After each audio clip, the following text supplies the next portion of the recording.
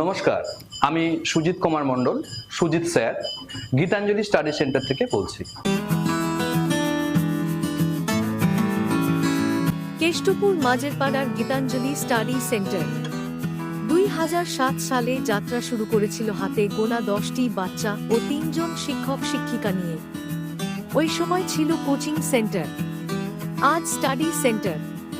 কেষ্টপুর ছাড়িয়ে আজ এই বিধানসভায় তারা বিস্তৃত। 14 ডিসেম্বর রবিবার এই সেন্টারের এইচ.ও.ডি সুজিত মণ্ডলের পরিচালনায় দশম শ্রেণীর 20 জন ছাত্রছাত্রীকে দিলেন বিনামূল্যে এবিপিটি টেস্ট পেপার।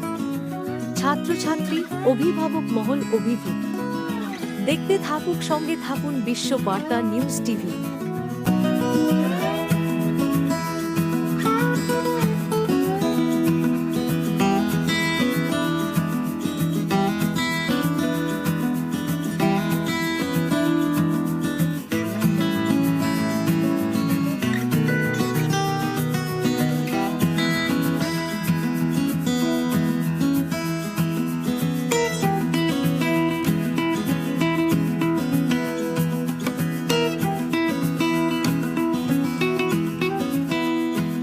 আচ্ছা, বলি।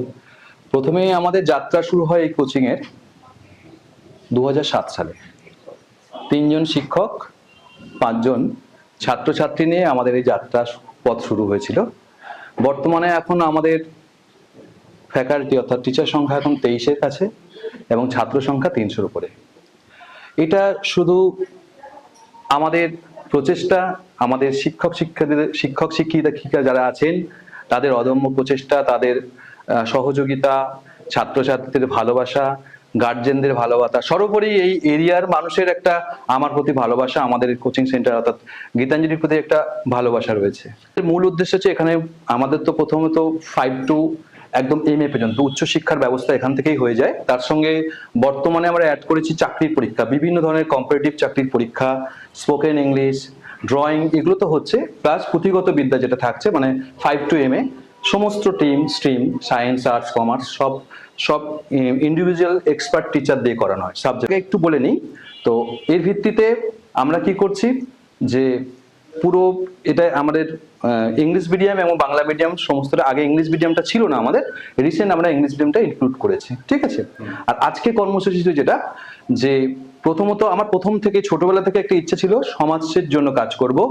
সমাজে যারা পিছিয়ে পড়া, একদম নিম্ন শ্রেণীর, যারা পয়সার জন্য, অর্থের জন্য পিছিয়ে পড়া শ্রেণী, পড়াশোনার জন্য, অর্থের জন্য পড়াশোনা করতে পারছে না, স্কুল ছুট হয়ে যাচ্ছে, মানে পয়সার জন্য স্কুলের ফিস দিতে পারছে না, টিউশন ফিস দিতে পারছে না, পড়াশোনার বই খাতা কিনতে পারছে না।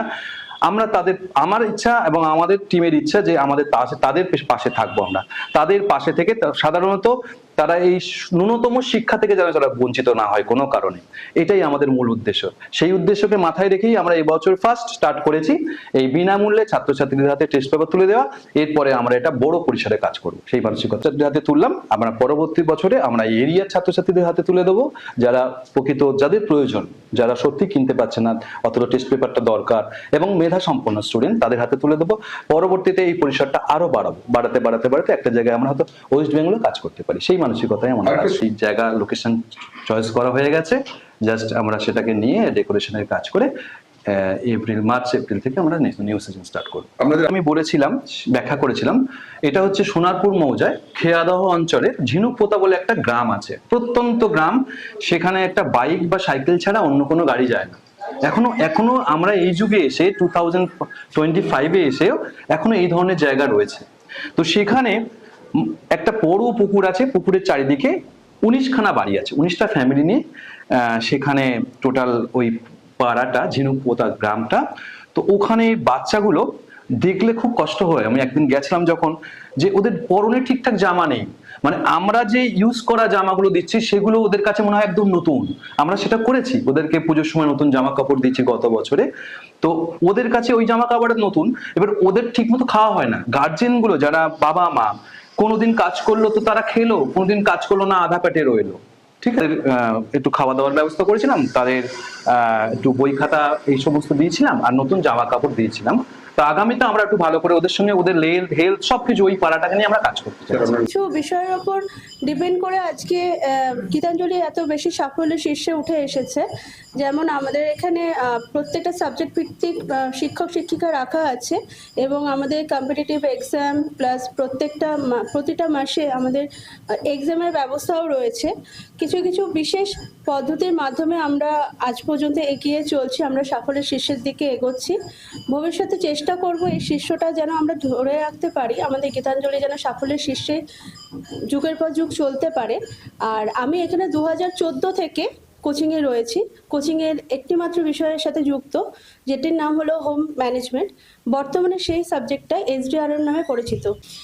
এই গীতাঞ্জলি স্টাডি সেন্টার একটা বৃহত্তর জায়গা, যেখানে অন্য অন্য কোচিংয়ের থেকে পার্থক্য এটাই যে এটা স্টুডেন্টের মানে ক্যাটাগরির ওপরে যে করে শুধু তাই নয়, মানে আমরা সুজিত স্যার তো আছেনই, আমাদের HOD সুজিত স্যারের সাথে আমরা প্রত্যেকটা টিচার এত মানে স্টুডেন্টদের সাথে এত করে পড়াশুনোটা করে দিতে থাকি, যার জন্য কি হয় যে স্টুডেন্টরা কিন্তু আমাদের কাছ থেকে মানে সম্পূর্ণটা মানে আমরা আপ্রাণ 100% কিন্তু চেষ্টা করে থাকি যে একটা স্টুডেন্টদের সাফল্যতম শীর্ষে পৌঁছে দেওয়ার জন্য কি কি ব্যবস্থা নেওয়া যায় সেটা কিন্তু আমরা মানে অবশ্যই চেষ্টা করে থাকি। ওই যে মাধ্যমিক টেস্ট নিতে তার জন্য গার্জেন সব নিয়ে এসছে, ডাকছে, তাই আমরা আসলাম। আমার ছেলে এখানে পড়ে দীপ রাজবংশী, ও মাধ্যমিক দেবে। স্যারদের উদ্যোগে এবার টেস্ট পেপার দেওয়া হয়েছে, তো সেই জন্য আমার এখানে আসা অনুষ্ঠানের জন্য। 2 বছর ধরে এখানেই পড়ছে, তো পড়াশোনার মান কেমন? খুব ভালো, খুব ভালো, ওই জন্য এখানে রাখা। আর এখানেই ভালো রেজাল্ট আগেও করেছে, এখনো করছে, যাও পড়ছে খুব ভালো পড়ছে। এনাদের খুব সাহায্য পাচ্ছি, খুব সহযোগিতা পাচ্ছি, ওই জন্য আমার ছেলেকে এখানে আমি রেখেছি, আগেও রাখবো। স্যারের খুব মানে আছে যে স্যার আমাদের সাহায্য করছে সব। হ্যাঁ, দায়িত্ব আছে। ঝুমা মাইতি। আপনার ছেলের নাম কি আছে? আমার মেয়ে আছে দীপশিকা মাইতি।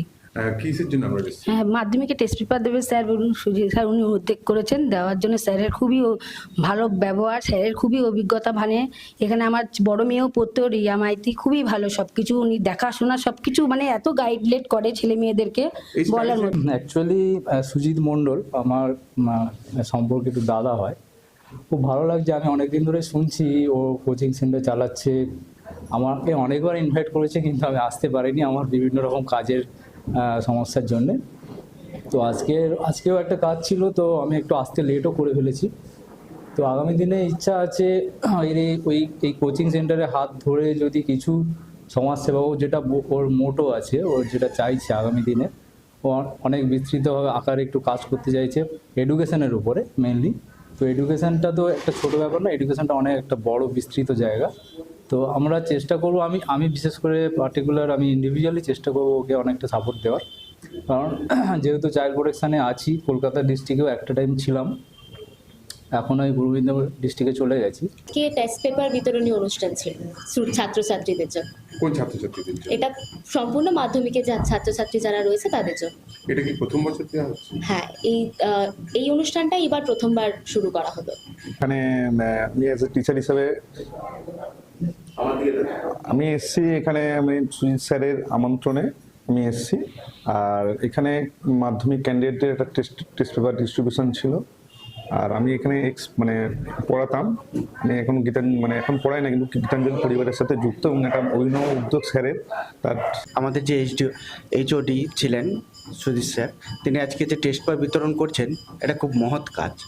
স্টুডেন্টরা হাতে পেয়ে যে টেস্ট পেপার প্র্যাকটিস করবে, ভালো রেজাল্ট করবে, এরকম উদ্যোগ আমি খুব কমই দেখেছি, কিন্তু উনি একটা যে কাজটা নিয়েছেন খুবই ভালো। আমি এখানে আসতে পেরে খুব আনন্দিত হয়েছি। নমস্কার, আমার নাম হিরণময় কর্মকার। আমি এই গীতাঞ্জলি স্টাডি সেন্টারের প্রাক্তন ছাত্র। আমি এখানে ক্লাস 11 থেকে পড়ছি। তো আমার যে সাফল্য, আমার HSS টাইমের যে সাফল্য, তার পিছনে এই স্টাডি সেন্টারে খুবই গুরুত্বপূর্ণ একটি ভূমিকা রয়েছে। Good afternoon, everyone. আমার নাম সৌম্যদেব পাত্র and I'm a former student of this institution. And আমি এইখানে থেকে পাস আউট হয়েছি লাস্ট ইয়ার 2024-এ। অ্যান্ড আমি মার্কস পেয়েছিলাম 382 যেটা পার্সেন্টেজ 76% দাঁড়ায়। অ্যান্ড ফর মাই গ্লোরি এখানে ইনস্টিটিউশনে খুব বড় হাত আছে। আমি অনিশ মোদক, এই গীতাঞ্জলি স্টাডি সেন্টারের মধ্যে আমি বায়োলজি এবং ফিজিক্স দিকটা আমি সাবজেক্টটা আমি সামলাচ্ছি মেইনলি।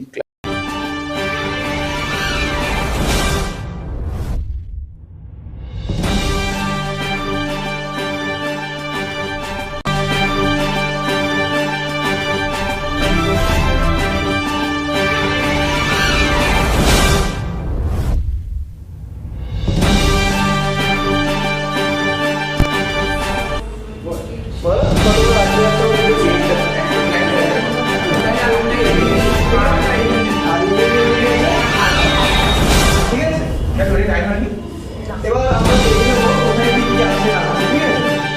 একটু ম্যাপের মাধ্যমে দেখবো, দেখে নাও। যাই হোক, রাফলি আমরা একটা ম্যাপ এঁকে নেবো, তারপরে কোথায় কি আছে না আছে একটু জানার জন্য, ঠিক আছে? চোখ রাখুন বিশ্ববার্তা টিভিতেই, যার সততাই শেষ কথা।